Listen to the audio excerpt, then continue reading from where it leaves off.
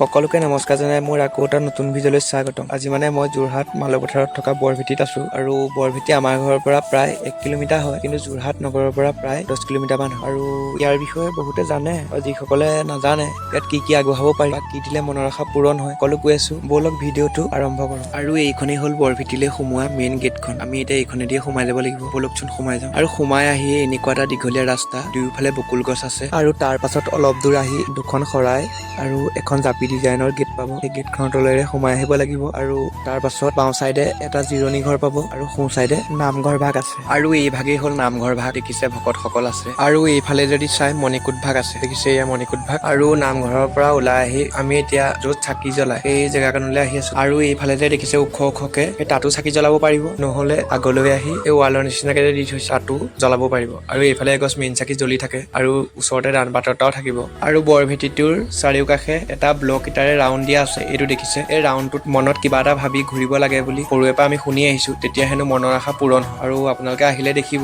আৰু ভিডিঅ'টোৰ আৰম্ভণিতে মই কৈছিলো যে ইয়াত কি আগবঢ়াব পাৰি আৰু কি দিলে মনৰ আশা পূৰণ হয়। আৰু আমি সৰুৰে পৰা শুনি আহিছো যে নিমখ দিলে বা নিমখ চাকি দিলে ইয়াত মনৰ আশা পূৰণ হয়। আৰু ইয়াত শৰাইও আগবঢ়াব পাৰি। আৰু ক্লাছ 9ত পঢ়িবলৈ পাইছিলো যে এই বৰভেটিটো অষ্টভুজদেৱৰ পুত্ৰ গাগিনীয়ে 8,000 সৈন্যৰ সৈতে এই ভেটিটো বান্ধিছিল। আৰু এই বৰভেটিটো প্ৰতিষ্ঠা কৰা হৈছিল 1768 চনত। আৰু গেটখনে সোমাই আহি সোঁ চাইডে যদি আহে পুখুৰীটোৰ ওপৰত এখন অভাৰব্ৰিজ পাব।